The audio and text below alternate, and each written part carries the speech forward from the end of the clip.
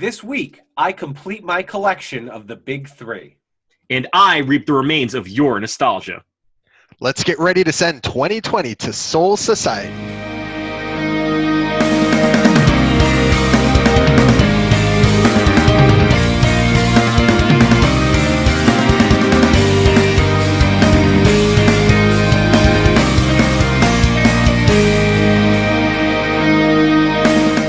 I'm Kyle.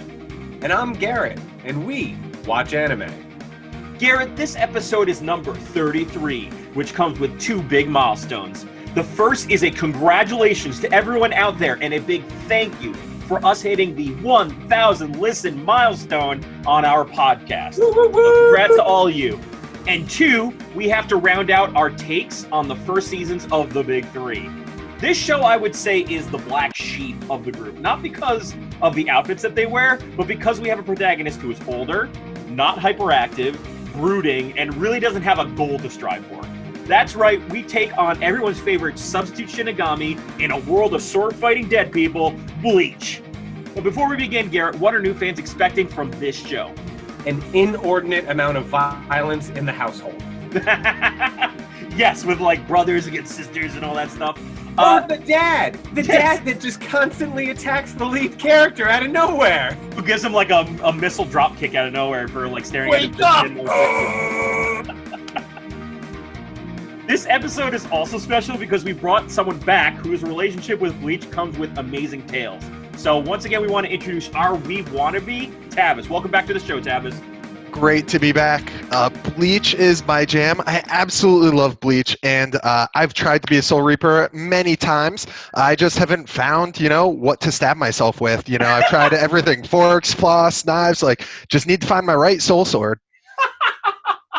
You got to listen to it, man. It's going to tell you its name. It's like, that's the rules, apparently. So the show that we're doing this week is the last of the big three. The manga came out in 2001. Which is kind of funny because it coincided with our college years, and it ran all the way till 2016. So this is a very long-running anime. The anime itself came out in 2004 and ran all the way to 2012, with the last season, only coming out a couple of years ago. But one thing I like to note about Bleach is that it's kind of like, as I said, the black sheep, and for that we want to give a little bit of an idea of why it's different from the other big three, but also answer the main three questions, which is, why is this show? Why was it so popular here in the United States? And finally, is it worth watching from the season one? Which, by the way, thank you for reading my hot takes, everybody. So once again, let's start with, before we get to the idea of Bleach, I think it's important for the youngins out there to understand how hard it was for Garrett and I, as well as Tavis, to get copies of Bleach. This is a story that's going to include us walking 15 miles in the snow barefoot to read manga. But Garrett, Tavis, let's talk through this, right? So the year, 2005. We've wanted to read Bleach because I've been trying to get you guys to read anime, and I'm like, this is the one you have to read. This is pre-Barnes and Noble making it so pretty. So what do we have to do, Garrett? Well, first of all, there were brick and mortar stores called Barnes and Noble. Amazon was just a dream. I mean, technically it existed as a company, but it was just a dream. And you absolutely got into it first, and then Tavis got into it, and we were all in such close quarters with one another that when someone picked up something, inevitably someone else was going to get into it as well. Right.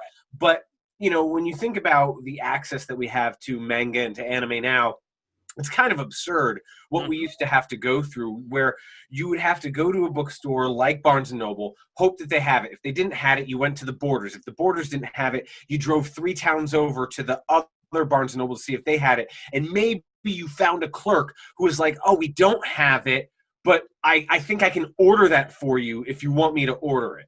And the type of bookstore that we ended up getting, and Tavis ended up being our liaison for this title, was the tiniest of bookstores that was kind of a comic book store, but and I think was our best bet. And so, I don't know, Tavis, do you remember that story? What happened when you went in there to try to buy Bleach? Every single time we'd go in there, we would have to convince them to take our money. It was just like, hey, they release this, it's episodic, they're going to come out with one maybe every couple weeks, and if you buy that, we will be here and buy it. And it was just like, well, I'm going to need this written in blood, and I'm going to need it notarized, and I'm going to need your home phone number and your parents' phone number. And it was just the toughest thing to do. And he eventually made this special order for us. And when those books came in, we would head down there, rain, sleet, snow, it didn't matter, because if we didn't, he was gonna find us. This was like the pre-Netflix. This was a blood oath. We had to say, sir, we need you to buy these books, and we will definitely buy them. And then we had to say, we are committing to buying every single book in this series for up to, I believe, eight books, which is like 56 chapters. Well, it is a commitment, though, because this is one of those manga that if you go to a well-stocked bookstore, or only Barnes & Noble is going to have this, it could be a full section of shelf. Right. That's it. You see Bleach, volume 1, 2, 3, 4, 5, 6, 7, 8, 9, 10, 11, 12, 13, 14, 15, 16, and so it's a lot. And we had to share it, too, mind you. This wasn't a book that, like, we each bought a copy. This was like we each had a copy of this. We all had our collective copy of this book, that once one person was done, by the time Garrett got to it, it was a little bit more stretched out. And like by the time Tavis got to it. I think we were just being environmentally sound. We wanted to spend to support the product. But if you were all very wealthy in college, I can tell you that right now. If you bought 3, that's just more trees that got to come down. And think about, we didn't all need the collection. We didn't all need a library of Bleach. No. Yeah. Tavis, what's up, man? So most of them, or I would say a healthy portion, ended up in my trunk. And I remember like getting a flat tire on the side of the road, and I got out, and I don't know who the passenger was, but we popped the trunk, and it was just this graveyard of mangas that we had to sort through to get to my tire. And that is not an appropriate resting place for how awesome the series was.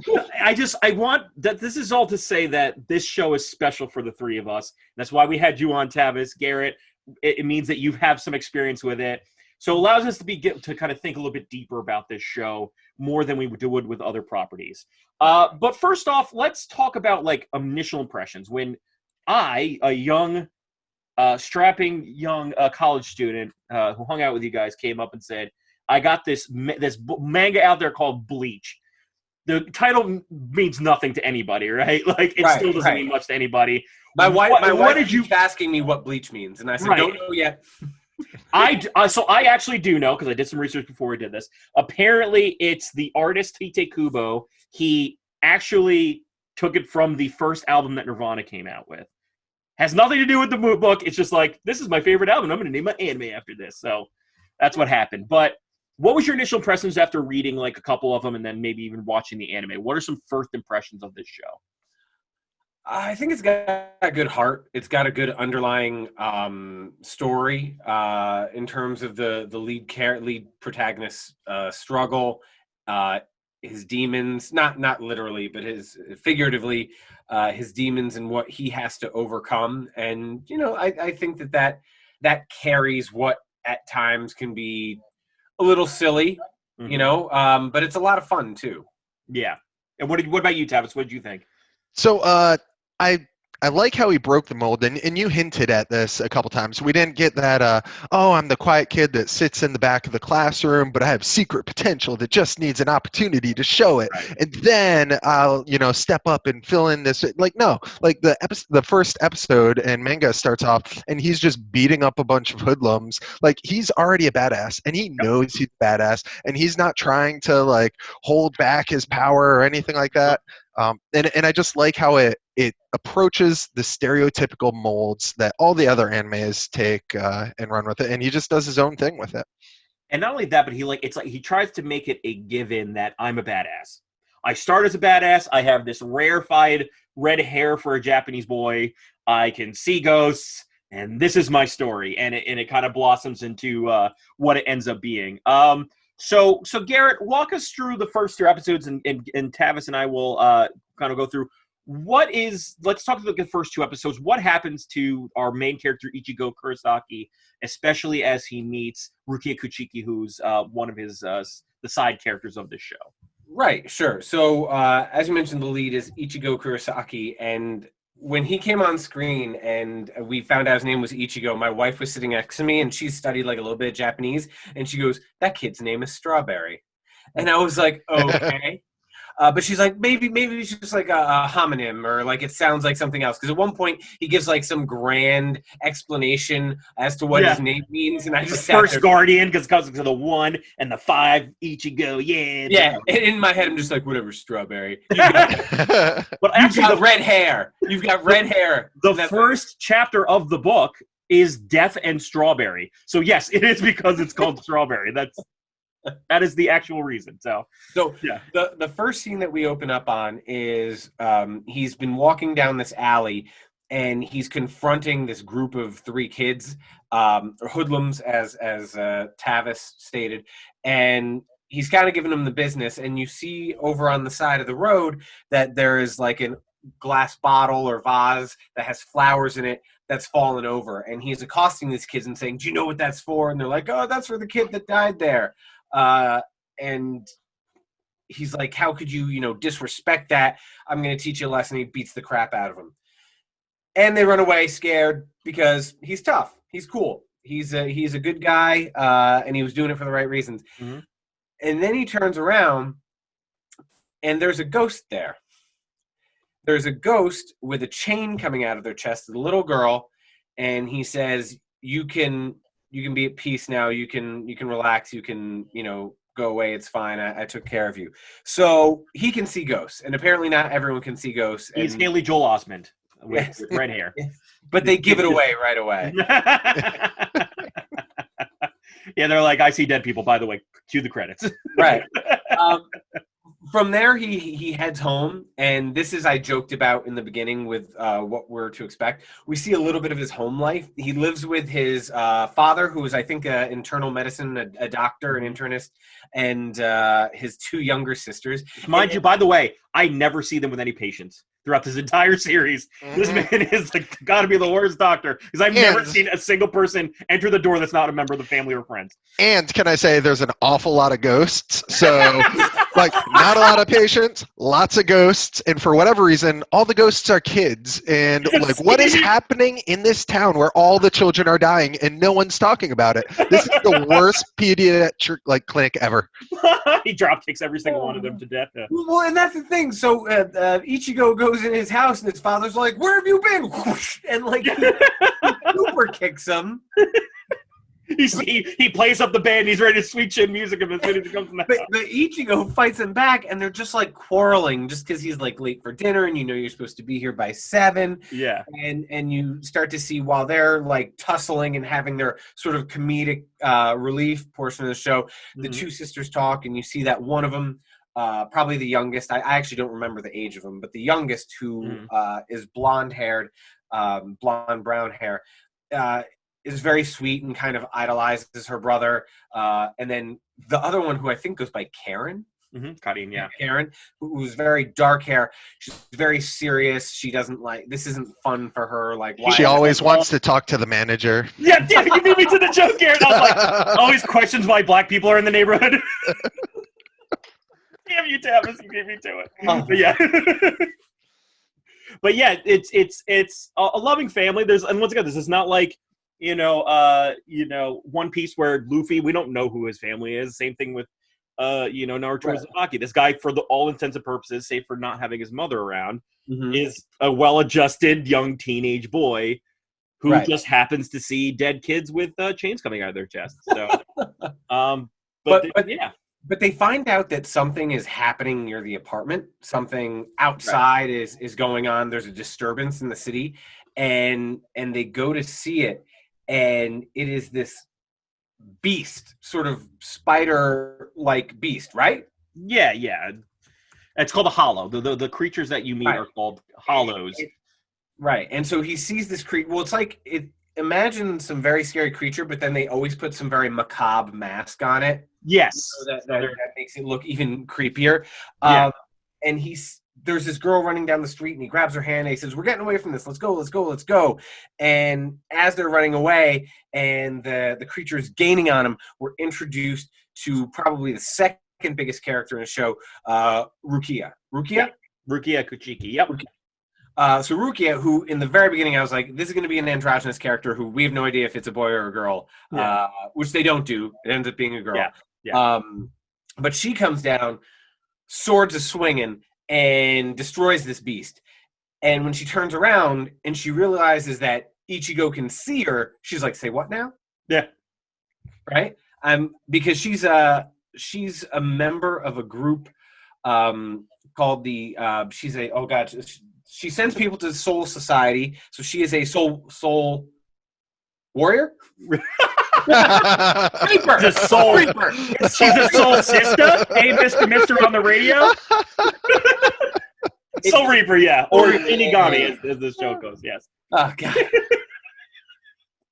Take it from there. She's a soul train, and she just lines up and dances down the. No. She's a brick. So, in the process of fighting these hollows, another thing that happens is that the hollow injures Rukia, and she is very much injured. And then, she's like, "I need to kill this thing, or it's going to kill us all," and all that. Blah, blah, blah, blah, blah. So she decides that, well, this boy can see me. What's the harm in jamming my sword in his chest to see if he can do something about it? Well, to be fair, she senses a high spiritual energy within him. But he's only messed up a couple times before. She's like, "Why don't I just give you a dab? A little 50% of my power over to you, son." Yeah. And he finds out that he not only is a Soul Reaper, he can become a Soul Reaper himself, but his sword is bigger than any Final Fantasy sword you will see. It's basically Cloudbuster with a little bit of flourish to it. Tavis, talk us through Ichigo's bag. What does he look like? No, Ichigo has the F350 to Cloud's smart car. It is absurd. But that's why I think I love Ichigo. I'm a huge Final Fantasy person, and he's just a mix of Cloud, Squall, Titus, all thrown in there. The hair, the sword, the stance, the attitude, everything. Yep, that's true. And he's a bit of an edgelord. And so now what that is. Absolutely. And I got to get behind them that it was, through just a little act of seppuku that instead of a radioactive spider that gave him the powers. Right. So, and then another thing we learned is when people, it's not the sword that sends the good spirits back, but the bottom. So he's like, "Okay, little girl, you can go back to heaven." Just knocks her in the skull and makes her Everyone gets a heel stamp right in their forehead. So that brings me to, so now we learn that Ichigo now is what we call a substitute Shinigami. So he is a replacement for the Soul Reapers, but he's a real person. And it's kind of the first season is him kind of coming to terms with that responsibility, that hollows are real, that dead people walk amongst us, all that stuff. Right. So yeah. And the interesting thing about all of this, including that battle, is the next morning, when he discovers all this and he becomes the substitute Shinigami, stuff has been blown up around his house. Right. His sisters are injured and the house is destroyed. And when he wakes up, his dad kicks him in the face again and says, "What are you doing?" And he's like, "What about the injuries to my sisters and Yuzu and Karen?" And he's like, "No idea what you're talking about." And they go downstairs and everyone believes that the missing side of the house is because luckily a truck, which is not there, drove into the home while no one was in the kitchen and destroyed the side of the home, and that's how it happened. So all of this is happening in the world around us, but no one can see it unless you have this spiritual energy. So not only are they Shinigami, but they're also Men in Black. That's what they are. Oh yes, they have a little. Yeah, they're basically. Yeah, and it's so great too because it's not just Men in Black where they're like, "Oh, leave a happy memory." It's like a random number generator. They're just like, "We have no idea what memory is going to be left," so zap, and everyone just remembers something else. It's like filling in a Mad Libs of memories. Yeah. I looked to the sky and saw. Yeah. So here's the thing. I think there's a lot to problematize because when you see it 3 or 4 times around, this is my third go around with Bleach, I get to think about it a lot deeper. But before we do that, I think it's important now for us to begin the question of why this show. What is it about this show that made it like catch fire as much as it did? And I had some thoughts. The first is that this show is what I would call the Bret the Hitman Hart or Stone Cold Steve Austin of Shounen, because it's edgy, it's cool, and it's something that makes you respect anime, right? It doesn't make you do like what Naruto and One Piece, which is like, we're going to go on an adventure, I got to protect my friends and dee. No, it's like the teenage version of that. It's the more adult version of it, but it's still got all the action and stuff that goes with it. And it also makes you respect the art form. Like, at no point did I think to myself, this is for kids. Like, I remember when I told you about One Piece, or we talked about Naruto, Garrett, you said, this show's meant for kids. This show, I would say, is a little bit more towards the younger audience, but probably more for teenagers. But I don't think a young kid could get it. And it's moody. And another thing I like to say is that it is stylish AF. This show has so much style to it, especially in like the intro credits. And I remember reading it in the manga, and like every book had it was like all white as opposed to other ones which were different colors, and like the colors were blue and red and all that stuff. I thought it was really, really rad. So I think for us as college students, it was a little easier to get into because it didn't have all like the baggage of having a younger kid show. Would you guys say that as well, or what are some thoughts on why this show? Yeah, so I agree with that. And I'll take it a step further. The creator, how do you say his name again? Tite Kubo. Tite Kubo. You can tell that he cares about every single one of his characters. Mm-hmm. So many animes, and not just in the manga, but in the show, it's just like, hey, we have our protagonist, and then we have these half-developed people that just follow him around to fill out plot, where that is not the case with Bleach. He takes such depth into their personality, so that even at the TV show, when you finish the credits, there's always this little 10-second comedic, right, like from someone that's not a main character, from someone that's in there, just because it's not just the depressed younger sister who's just always going to go against the grain. Like there's stuff happening there. It's dynamic, and that draws you in. Yeah. And it's stylish as fuck. It is. It really is. So, Garrett, what was your thoughts, man? Well, I was to his comment when he was talking about the end credits. He learned a whole lot about Chad. I think his name was Chad, right? They call him Chad. Chad. Wrong man. The original Chad. Not only do we have a Karen, we have a Chad in this story. Is he supposed to be the American? He is his father. He's of Mexican ancestry and Japanese, so he is like Hispanic and Japanese. Okay. I was gonna say normally we're fatter. Yeah. I love that. This is off track, but they dropped like an I-beam on him, and he's just like, "I'm cool, man." Like, that's strong. Anyway, why this show? No, it is very cool. It does skew slightly older. We're gonna revisit the big three constantly. Mm-hmm. This one I can, I'm down with Monkey D. Luffy and his crew. Mm-hmm. Naruto's hard because it's aimed for a certain age group that I wasn't when I got into it. I totally get people who were 35 and they started watching Naruto when they were 15 and it came out. Mm-hmm. I get that. Right. But also, like, it does age. Like you're not starting from such a kiddie spot with Bleach. Like you don't start at elementary school. Like you start at middle school with this show. Like, and I think that's an important thing.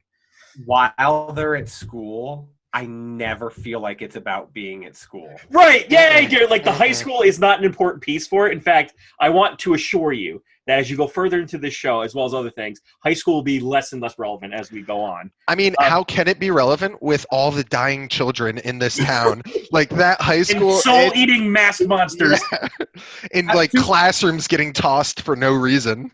To be fair, it is the death per capita of school students in this show is still less than the school where the one classroom dies. Another from the another where it's like a third of the students were dead by the end of the show. Yeah, it was a lot luckier. If only they had Ichigo there. What a different show that would be.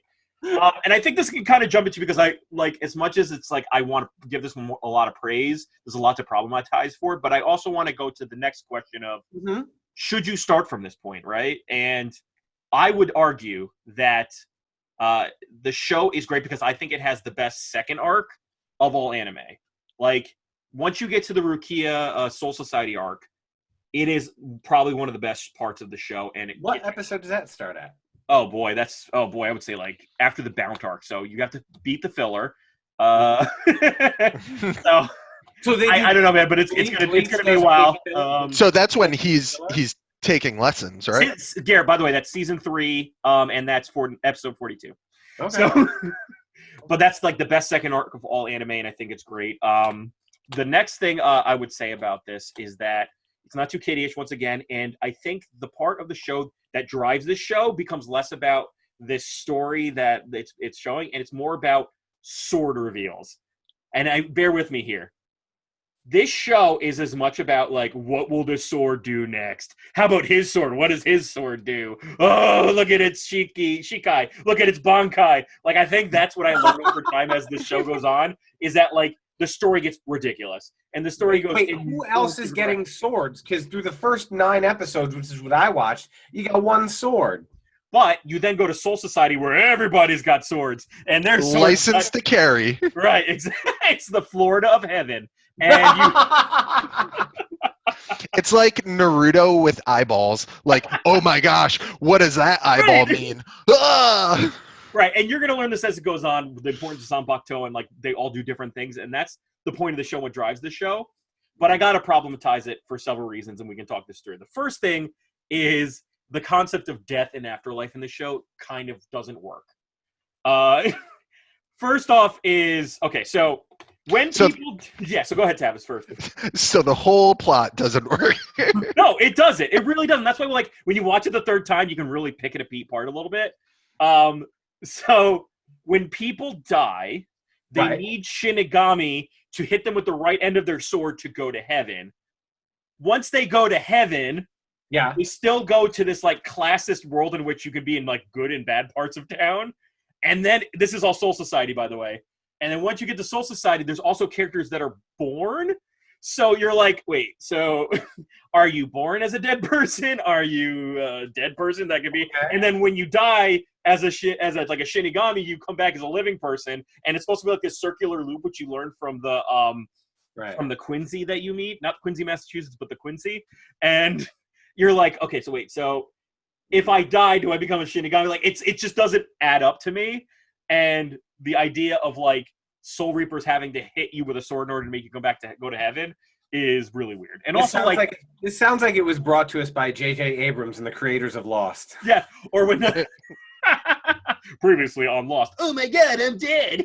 Where did this chain come from? Lost. Hey, Freckles. So the afterlife thing is interesting because when people they go to Soul Society, which isn't heaven per se. Like, it's not like you're greeted with harps and angels and you're able to get, like, all the things you ever wanted. You just kind of, like, do what you did on Earth, just dead. I don't know. So there's a lot to problematize with it. So, but this goes into let's go into the next part of the season. Who are some characters we learn about? Like, I want to talk about Orihime, and I want to talk about Chad, who you brought over. Yarutsura Sato is his name. So, Garrett, talk me through these people. Tavis, feel free to jump in. Right. So, sort of, as we move into the third episode, we're introduced to Orihime Inoue, who is seems to be another strawberry at the school. Another redhead at the school. The multitude of redheaded Japanese people that are out there. Big-breasted, mind you, redheads. Right, but at least Ichigo, they're like, his mother was essentially white. Right. With red hair. But anyway, so Orihime is sort of seen as this girl who's a little bit intimidated by Ichigo. She kind of seems to stumble around. She's a little weird. Like, they ask her what she brought for lunch, and she's like, ramen with peanut butter. And they're like, you eat the strangest things, Orihime. It's like the girl with glasses and paint-covered overalls and, like, that ends up becoming hot when they do a makeover of her. She's like that setup, like, oh my God, paint-covered overalls. Yeah, like, she's all that, like, oh, glasses and a ponytail. Oh, that girl eats ramen with peanut butter. Stinky pee, ew. Like, that girl's never going to be hot. Like, it's that kind of setup. But we come to find out that she's a little off because her parents deserted years ago and left her brother to take care of her. But 3 or 4 years ago, her brother died. We don't know why, because in the scene where they're carting him off, he's like 25 years old, it seems, or 20 years old, and they're carting him off, and he's just like in a business suit with no visible wounds. No, like, he died of responsibility. I was thinking that. I'm like, he's in Japan, he's working his butt off, he's stressed out, he died of responsibility, and they're just carting him away. But it turns out that I don't know the standard amount of time when people die and they're floating around and they're waiting to be sent to the Soul Society. I don't know how long that normally is. But for him, he seemed to sort of get lost in the fold, and it's been 3 or 4 years now that he's been floating around and watching her. And we come to find out that that's because as he was dying, she said, don't leave me, and she would pray for him not to leave her and to watch over him. And so his soul was never able to carry on. Unfortunately, one night while he's doing that thing, watching over her, which at the moment you believe is super creepy because he's looking through her window at night, he's attacked by a couple of hollows, which again are these demons from the underworld. This guy, man, he's had a rough go. I know. And they attack him, and he's basically gang attacked. I'm glad you finished that just right, Garrett. He was gang attacked in the underworld, and he's turned into a hollow. A hollow actually possesses him, and he comes back, and he's coming for her because you've got this blend of two people. You've got the hollow, which is the evil, who's saying, I want to bring people to the underworld, and then you've got him, which is making the hollow gravitate towards her. And so this is someone within Ichigo's circle who he realizes he has to protect, not only for her, but they have a mutual friend. Tatsuki. Yeah. Tatsuki is their mutual. That's his best friend. She's the peppermint never patty, going to be romantic with him. She's like the Peppermint Patty, or like the friend that was with Peppermint Patty. She's like kind of into Orihime, but just won't say it. She's like, none of these guys are good enough for you, Orihime. Hi there, guy. So the brother becomes a hollow. He goes to attack Orihime, and Ichigo comes in and saves him. And he's like, you could, how dare you, older brother, attack your sister like that? That's the one thing older brothers don't do. And I'm like, come on. Right. Because he still has a hair of his soul remaining, he fights off the hollow, if only temporarily. The mask, this macabre mask, cracks in half, and his actual face is revealed on this very strange, abbed out snake body. Full of responsibility. And his hollow hole was filled with responsibility. Right. And then, like any good older brother to protect his younger sister, he commits harikari. And just like... He doesn't become a Shinigami. He just becomes more dead. But they do say that by doing that he would then cross over into Soul Society. It's a purifying thing. Which was like the first time I was confused by the concept of what they were going for. I am going to hold... It literally is like to hold still. I know I'm coming at you full speed with this giant buster sword, but promise me I'm purifying you. This is for your own good. Right? Like, when you really think about it, the idea of heaven is really messed up in this show. I've always had that. Now I'm like, thinking, kind of weird. So Garrett brought up something that I think is worth mentioning. So the Hollows are they're this unique monster, and they're monsters, and all they talk about is like, ooh, I'm hungry, and I want to eat these souls. But then every Hollow, and the way you become a Hollow, we talked about, is you either die with regrets or a bunch of Hollows gang attack you, and. And I think that every Hollow, another requirement is that you need to monologue. It's so long your hole is getting bigger. it's this weird dynamic where these monsters that just want to eat end up talking to the Soul Reapers for about 10 minutes in every episode. And it's not like this creepy voice. It's like a guy waiting at the bus stop like, hey, yeah, so... I may be this bat creature, but I got a lot to say when I read. Yeah, I can't wait to eat you, and I'm going to eat you this way. First, I'm going to eat you, and then while I'm eating you, I'm really going to savor eating you. And it's let me open my mouth to show you that I have another mouth in here. So yeah, this show, as I said, there's a lot of problematized for it, but the thing I want you all to prepare you for, because it seems like when I started bringing up stuff, you were like, what are you talking about, Kyle? Like, where are you going with this? And I forget that, like, you know, we read it so far, and it's been so long since you've gotten to the second arc, is that everything that, this is my hot take that got me a little trouble on Instagram, is the idea that whatever you pick up from this show, just forget about. It's going to not matter after this season. All right? All the characters you meet, they don't really matter all that much. You meet this cute little, you know, plush little tiger that can talk. It's witty and it's got a cool it's like the funny comic relief. You'll never see him again after this season. Oh, really? Yeah. Oh, and you wanna you know, Orihime, who might be a love interest, she's kind of pointless in the second season. She doesn't really do much but become like the damsel in distress in the third season. And who cares after that? Chad, who you're like is the cool guy with the really powerful fist. Yeah, he might beat like the 16th hardest guy in the show, but you don't really need to worry about him. It's such a bummer because when I watched this, I was like, wow, I really wished they dove into the Earth more. Like, I wish this show could have gone in one direction. It could have been Ichigo stays on Earth and he tries to protect Earth from Hollows. But then as soon as they got to Soul Society, they're like, wow, we just really killed it in Soul Society. So let's just stay in this area. Let's just play with all this up here. And it just went in that direction after that. So obviously it goes to places that we'll have to revisit in future episodes because you know I don't have it now. But let me just ask you, the fourth episode, I know it would be really easy. It would be really early for this to be the case, but it was called The Cursed Parakeet. Is there any chance that this would be what you would consider filler?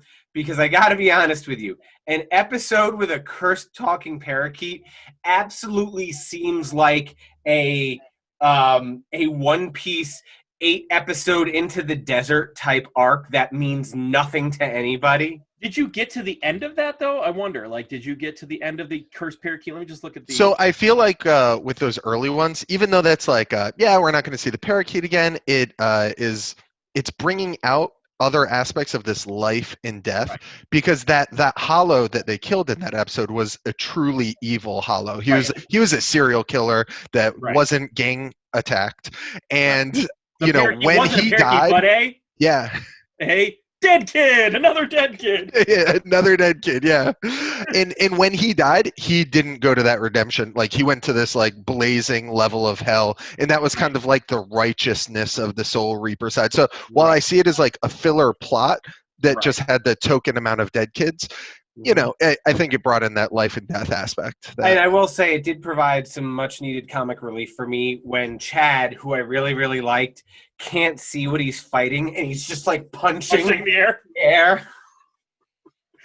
Another thing about... So I will tell you what is and isn't filler. You're going to get to a point in Season 4, when we continue the show, when we get to what's called the Bount arc, because you start to learn about the Quincy, then you start to learn about the Shinigami, and then you start to learn about what's called the Bount, which these are the people you'll never need to know about after this season's over. And their thing is that they are like kind of like Highlanders. They're like immortals that eat people's souls, but they like have this object that turns into something else. So it kind of like is the sword idea, but it's different. That's filler. It goes nowhere. No one cares after the whole thing's done, and you never bring them up after the season's over. The parakeet means something because you're supposed to feel like really sad for this kid, and by the time you get to Soul Society, when they go into Soul Society, you see that the kid's doing okay, and that's supposed to be your like, good for him. I'm glad for that murdered kid. I'm glad he turned out all right. So another thing, and Tavis brought this up, is the idea that this show yeah, as Tavis says, he gives a lot of thought. Tito Kubo, who, by the way, I want to round out how much this guy is worth. He's valued at $50 million because of this property, which is 30 more than the Naruto guy. So Garrett might be right with his contracts that he may have been screwed over pretty hard. And correct me if I'm wrong, this was his like life project. Like he was nothing before Bleach and he invested heavy in it. Right. And then so like I would use that as an argument against early fillers as well, because I feel like these first episodes they parallel the manga so strongly. Yeah. And I think the one that he has come out with, there is an anime that you and I, Garrett, will be covering in 2020 called Burn the Witch, which is really, really good, is the last one he's done since Bleach. So in 2001, he did Bleach, rode that pony all the way to the end, and then he came out with something new this year in 2020. So we'll have a shot of talking Burn the Witch, because I wonder, because I really liked it a lot. But he also gives a lot of attention to characters in that when you meet them in the manga, they give you the profiles. Like, this is Chad. He's this years old. This is his blood type. This is his age. This is his nationality. And then he gives him a theme song, which I think is really crazy. So each character has a theme song. Okay. So what's going to happen now is I've prepared a YouTube playlist, because music's really important in this show, as on top of being stylish. And I'm going to pause it, and we're going to listen to a little bit of the song. And then we're going to talk about it. Like, does the music match the characters we meet? So the 4 characters we've met so far is Ichigo, Rukia, Orihime, and Chad. And we're going to start with Ichigo Kurosaki, whose theme song is by the band Bad Religion, called News from the Front. So here we go.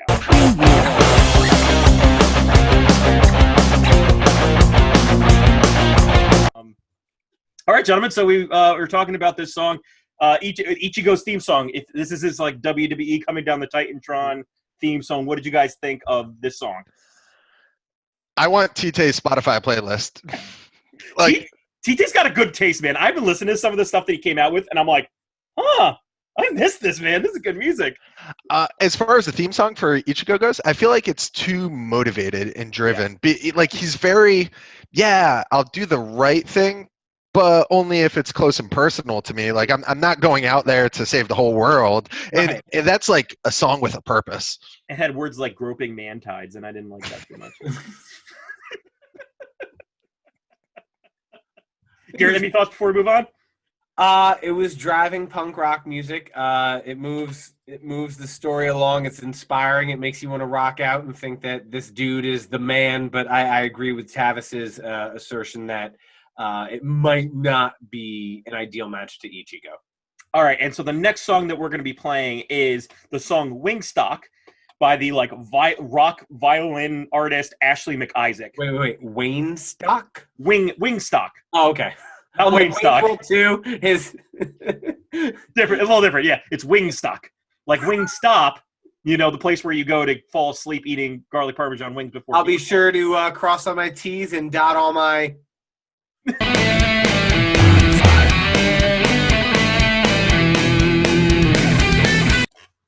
So that was the Rukia's. This is Rukia's theme, by the way, Garrett. Yeah. I think this is perfect for her because I know she's a soul reaper, but there's something about someone coming from the spiritual world to the real world, and the way this song it's almost very like fairy-esque and very, very mystical. But then when it drops, the sword comes out, there's flames, and it's and you realize that yes, she is sensitive and she is caring and she's Ichigo's partner, but then you also see she's not someone to be messed with, and I think that was perfect for her. That was perfect for her. Tavis, I'm going to give you 2 guesses on what bands I think that sounds like. What did you think Rukia's theme sounded like? What band? Oh, sorry, I was on mute. I was talking Jordan. 2 guesses. I would say probably Flogging Molly. That's the first right. Yep. I don't want to say Dropkick Murphy because I think they're closer to Bad Religion. So yeah, you're right. Well, my answer was Dropkick Murphy. So there we go. I was a bad test taker. But yeah, it's yourself, what Boston rock band does this sound like? Yeah, I agree with Garrett though. I think I think the song aligns with her Zanpakuto very well because it's Right. not the big fat blade. Like it's an elegance. It's like sword dancer. Yeah, and- it's like dancing is the theme of the sword. And, So yeah. and Kyle, not for anyone on the call, because clearly we all understand deeply. Could you tell the listeners at home what a Zanpakuto is? So, by the way, you both. I try my best not to fix anybody's pronunciation of words on this show because I don't want to be that guy. I don't be like, actually, Zanpakuto. I don't. Because I hate that guy. I know people are gonna get back and be like, why didn't you check here? Because you kept calling Kuroko last time Kuroka, and it was like dinging me in the head. But I didn't want to do that to you. I was like, so a Zanpakuto is a sword that's essentially an extension of your soul. And what happens is that it looks like a sword, but it really is an extension of your soul energy. Got it. And so what happens is when you pull it out, it's just a normal sword. But when you say its name and you give it like a command phrase, it becomes a better sword with like a special ability. Right. So what you said, Tavis, like dancing is a theme of Rukia's. And you won't see Rukia's until like way later in the series, but it's dance. So it's like dance the name of this sword, and then her sword will change and it'll have special powers. And then later in the show you get what's called a Bankai, which means like the most badass move. It's like waiting for the stunner to come out. Like you're gonna wait for like Stone Cold Steve Austin to do the stunner and then Finish him. That's what the Bankai is. So wait, is it the finisher or is it the semi-finisher? So Stone Cold Steve Austin, the finisher is the stunner. The semi-finisher is the Luthez press. Correct. Yeah. It's when he's stomping a mud hole. He's doing he's doing a Shikai at that point. And when he hits the kicks him in the chest and does the stunner and then celebrates with the beers, that's when he does the Bankai. That kind of gives it an idea. Like Bankai is. And only a few Shinigami can do this. It's like badass when you can do it. And that's when I say like Bleach is about finding out what everybody's thing is. That's what Bleach is. So to me, Bankai is that thing that like when you would play WrestleMania 2000 on N64, you would do it in the corner, raising your special bar until you could do your the Bankai drop on top of Bret Hart with Yokozuna. Yeah, it's a little different than that. So yeah, I'm with you, Garrett. Is Bankai Ric Flair coming out from the corner and stumbling on the ground before he gives you the figure four leg lock? Yes, that's him doing it. It's him calling it out for. He's going Bankai. Woo! that's the chant that you use. All right, moving on. We are now going to be doing Chad's theme song, or Yatusora Sado's theme, is the song No Song Unheard by the Helicopters. Hella, by the way, spelled Hella. I'll give you two guesses where this band's from.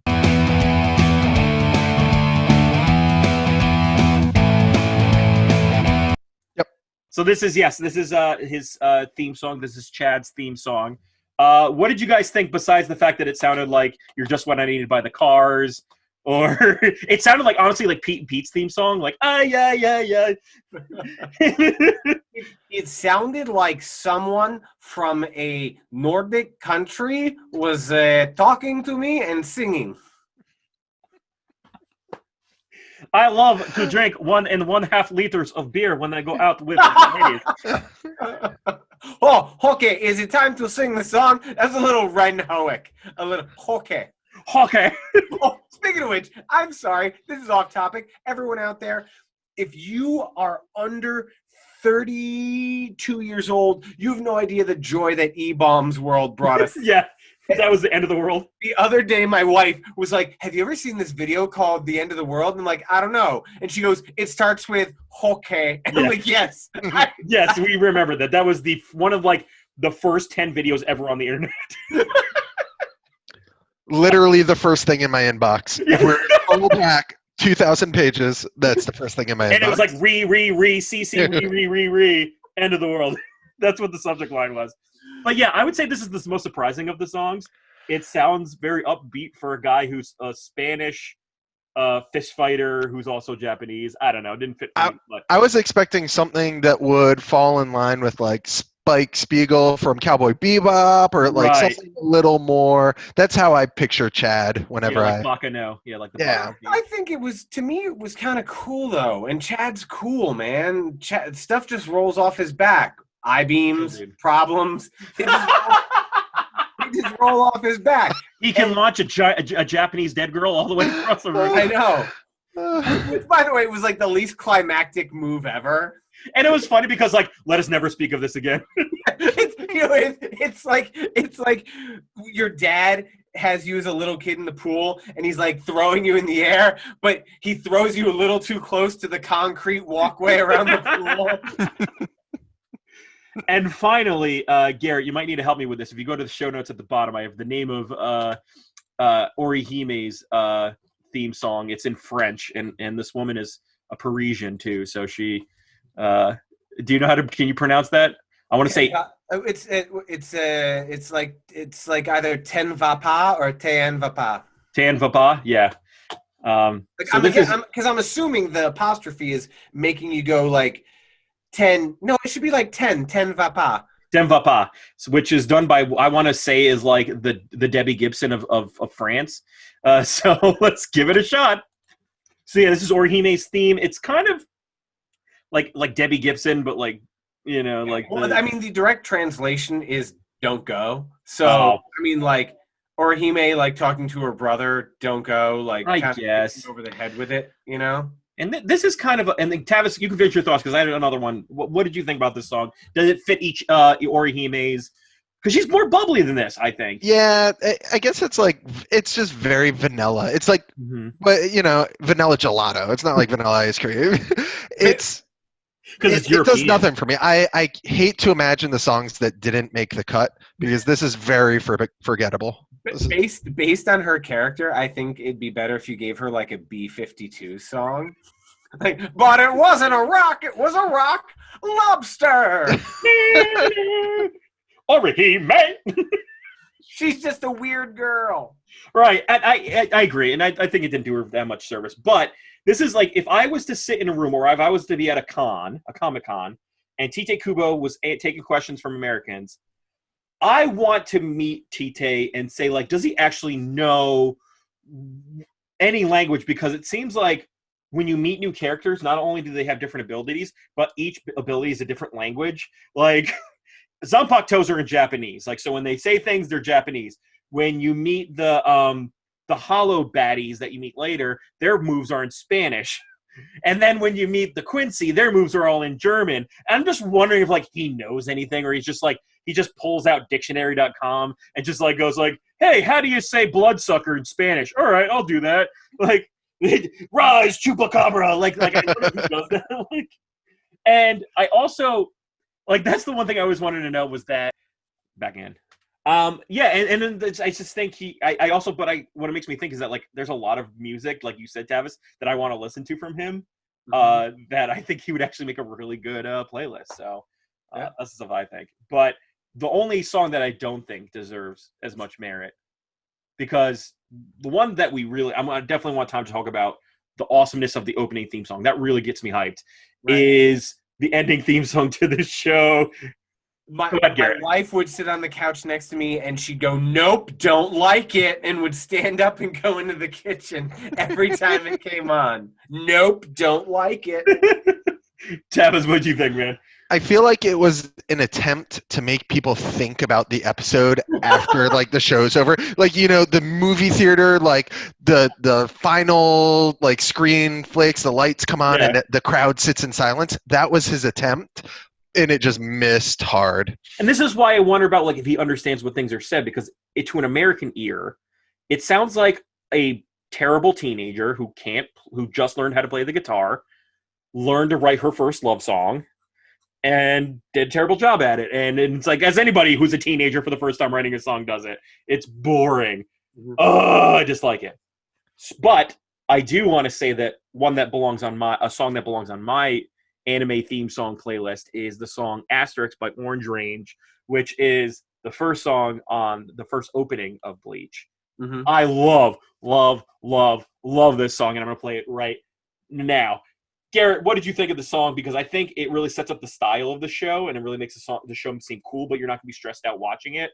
That's what I took from it. It does. And I also want to know with the intro if the animation has like evolved over the years, because I kind of felt like it was so much more sharp than the show. But no, it's very get up and go, very, you know, you're ready for it, you know? I also love that they had it's a band with like 3 different rappers, and they're all like different pitches, but they're all like kind of in the same like range of like 4 notes. It's like it's like very much like it goes like down in bass. You think it's one guy doing 3 different pitches, but it's 3 different Japanese people. So we're on episode 33. Right. Iconic, soon to be legendary podcast. Right. And, in terms of scoring the shows, like the music behind this, we dove into 4 different themes here. We thought 3 of them were on point, pretty cool. We think the ending is weak, but we love the amp up to the beginning. Yeah. But as we know, like some of the best movies, some of the best anime, some of the best TV shows, the music can really enhance the mood.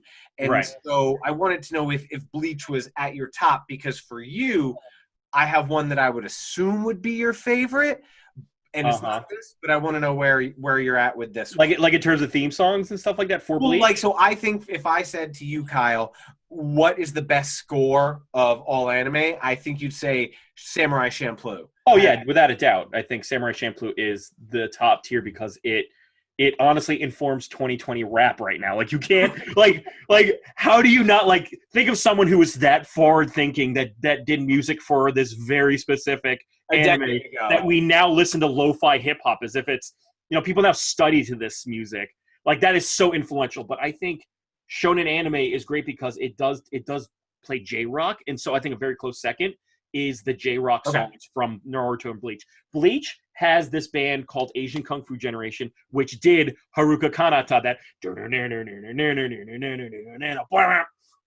that song. Actually, Bleach has two songs from them, which is called After Dark, which is an awesome song, and Rewrite, which is another really good song. Bleach made me like, I heard Haruka Kanata from Naruto, and I liked that song. Bleach made me love the band. So that's just something to kind of put a pin on when it comes to the thing. So I would say it goes Samurai Champloo, Long Live Nujabes, you know, and also, you know, Shonen anime has really awesome J-rock, and I would love to make you guys a mixtape at some point. All right, very good. Yeah, but so one thing that is great is that the show is very much about the music. It's about the style. It's about the colors. It's about the air. It's very thematic and it's cool and all that stuff. And for me, I think it's just as important for people to kind of really get an idea from that Bleach is just style. It's just all style. It's substance. It's artistic and all that stuff. And I think for me, it's a really great watch. And I think it's one that like the manga's really good, but the anime elevates it. It's like sometimes when you read a manga and you watch the anime, you're like, you just put a voice and color on this thing. But Bleach actually adds substance to it. It actually is a plus to it. I don't know. Did you guys think that when you watched the anime as opposed to the manga? Yeah, it stayed incredibly true to the manga, and then it just aided in that development. So it didn't betray the characters. No. It didn't, you know, so often you read a novel and then you watch it and you're like, nope, that's not how I saw it. But no, this built on what you had, and it just stayed true through and through. Absolutely. Garrett, what did you think, man? I agree. I told you sort of at the beginning that I didn't remember a whole lot of those manga reading sessions. I've probably had a bit too much alcohol since then to preserve every brain cell that stored it. But it brought a lot back, and you know, I enjoyed it as much now as I remembered enjoying it then. But I was reading it then, you know. Great. So everything you loved about what you just watched, as I said, throw it out the window, because soon we are going to be entering into the Rukia rescue arc. I'm going to tell you what you're going to be looking forward to. Is that eventually what we find at the end of the first episode is that Rukia is in trouble for some reason, and her brother and another guy who's a captain, who's a high-level Shinigami, is going to take her to go to like Soul Reaper jail, and she's going to face her crimes, so to speak. Which is basically giving this human powers, which she shouldn't have done. Mm-hmm. And now Ichigo and his friends are going to go to Soul Society and rescue her. And all the way we start to learn about the captains, the vice captains, Soul Society. You get more sword fights. You get more like, you know, dueling conflicts and dueling interests. The morality is a little grayer because like Some of them don't really want to kill Rukia, but some of them are like justice forward and like we have to do it. Mhm. So it's very much a much more exciting version of this, and that's why I said like this version of Bleach, just look at it in the rearview mirror because it's not coming back. You're not going to go back to Earth. You're not going to have fun times with friends killing hollows. You're going to be having sword fights over and over and over again until one, and then someone basically someone's going to pull out a bigger sword and someone's going to go, oh, you had that sword, or my sword's 3 feet taller. And one goes, I got this one, but now it turns into a baby. I'm not kidding. That's one of the ones that actually happens. And so it's, and I'm excited for you guys to get there because I'm glad. So I trust your viewpoint implicitly, and I'm glad you're excited for me to get there because the words coming out of your mouth are not exciting me.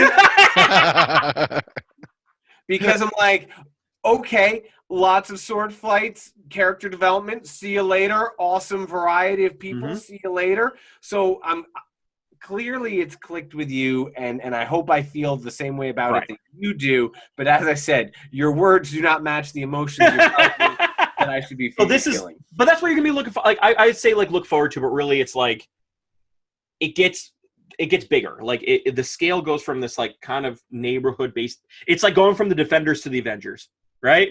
From going to the failed Netflix like Daredevil team, the small like 10 square block conflict to the universe and stuff like that. So that's what I would argue it's going to be. So so the next question, even though I'm not even gonna ask are you gonna keep watching because you're gonna have to. That's what the show does. Dun dun dun. Dun dun dun. Is we're gonna go what's called our Weeb and Noob score. So what the Weeb and Noob score is not whether it's good or bad, because I want people to watch all anime all the time, regardless if it's good or bad. In fact, bad anime has something that you can get out of it. It's just how soon should you watch it right now compared to what you are. So you could be like Garrett, and if you're a new person, what does this mean for your overall digest of anime? Is it going to teach you something? Is it something that's going to explain something about? Is it something that you think is more priority? For a weeb, it's like the world is your oyster. You have Crunchyroll, you have Verve, you have Netflix and Hulu. Where do you start? Is this higher on your list? And for someone like Tavis, it's kind of a mix of those two things. So let's start with Tavis. Let's go reverse order on this. Out of 10, Tavis, what do you give this for your Weeb wannabe score? So this is the whole kit and caboodle for me. This is like, you got me into Naruto, then you showed me adult anime, which this is what I considered. And like, I mean, it takes a lot for college kids to drive miles in pajama pants to try to get a manga. This is a 10 for me. Pure nostalgic. The mangas, the series just made consuming it so much easier. Right. So I'm gonna go with 10. But just because it gets a 10 doesn't mean I don't have a couple gripes. And just a couple thoughts to leave with.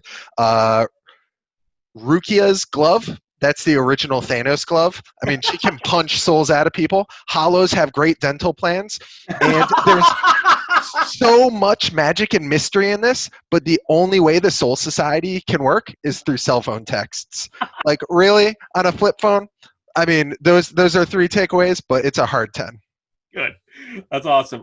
Garrett, let's go with you, man. What would be a new fan's score for this? It's a solid 9. And of course, clearly I don't remember where this goes with the sword battles. But I can tell everyone out there, we always talk about how much do you need to watch? How much do you need to watch? And the answer is 9 episodes, because I had been looking to watch 6, and then I had time for 7, and then 7 was a to be continued, and then I got through 9, and there's this 7, 8, 9 is this 3-part episode that sort of really leads you to what drives Ichigo, what is at the heart of this character. And I thought they were going to let him, without spoiling anything, finish that up in episode 9. And I was like, as they're doing it, I'm like, no, don't do it. And they didn't. And they gave you just like the tiniest little taste of it. And you're like, oh, I'm coming back for more. So, yeah, absolutely. Watch the first 9 episodes, and it's going to evolve, which I guess is a good thing, right? I mean, you could watch Frasier for 10 years and just be like, hey, it's the same thing over and over again. Or you could watch a show that evolves, and yeah, 9, absolutely. Yeah. Weeb score, I'm going to cut you guys. I'm going to cut right in the middle between your scores. I'm going to give it a 9.5. I think of all the big three, this is one that I think anybody can jump into. It doesn't age, it ages well. I would say the smart mark in me would be like, which is another wrestling term, would be like, know that you're getting to a shonen show. So the same problems with shonen is going to be with this show, and you're not going to avoid it, which is over ramping. Things are going to get too big, too fast. The show's gonna get to a certain point. You're like, okay, you're now in like universe destroying. You can't go higher than this, and then like the kind of keep trying to make the stakes higher, and then you kind of like are going like, that kind of stuff. Dragon Ball Z has that problem. One Piece has that problem. Naruto has that problem. It's going to have that same curse that all shonen anime has in it. So just be prepared for it, but also know that it's cool. It's stylish. You can geek out about it's specific enough, especially when you learn about the Zanpakuto and what they're all about. I say stick around, definitely get through to the Soul Society arc, because that's what got me hooked on it, and go for it. It's just a great show. Okay. Yeah. So, as we get to thanking you all again, once again, and also Garrett, is there any thoughts you have on reaching 1,000 views? Did you ever think you would get here? No. Well, I mean, yeah, maybe. I don't know. I got to be honest with you. This started as like, it's fun. I do this because it's fun, and to have people actually listen or care to listen is a bonus. I mean, if you do the math on that, if we're 33 episodes, you got over 1,000 listens. I know that per episode, people out there might be like, that doesn't sound like a big number. All right, 10 or 15 people listen to you every time. But really think about that. Think about when you like go around in your life and you're talking, and usually people don't care what you have to say. 1,000 times people have cared what we have to say in the past 6 months. That's pretty cool. It feels pretty good. And we like to think of it as like also expanding our ecosystem, expanding our circle of friends. And we hope that by you joining us in this 1,000 listen journey, that you now have joined our friend circle, along with our frog friend here, Tavis. And I was going to say, I thought I'd been a friend for a while.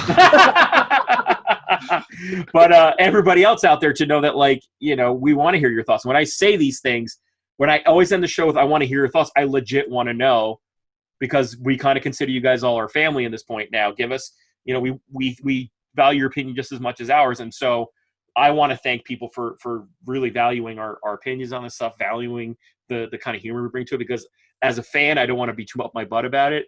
Garrett is a good sport about it. And it also means a lot to us that fans are willing to listen to that exchange. So as we thank you all again for watching this and for listening to us, it's just as important to hear your thoughts.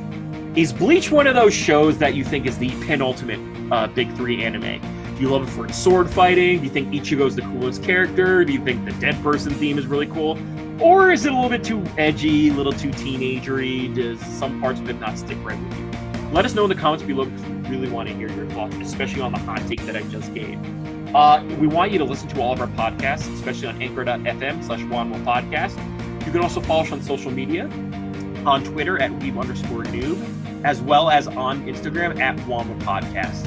Give us a 5-star rating wherever your podcasts are found, because it'll help more people listen to it, and we look forward to the next 2,000 listens. But before we go, guys, any final thoughts about the show Bleach? Watch Bleach to save the children. It's about the children. Save the children. Won't anybody think of the children? Gary, what do you think, man?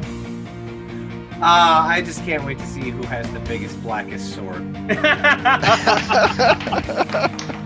So we're going to be donning our Zanpakuto, splitting hollows in half, saving baby phantoms and stuff like that. All in all, to wish you guys a great. See you next week. Take care, y'all.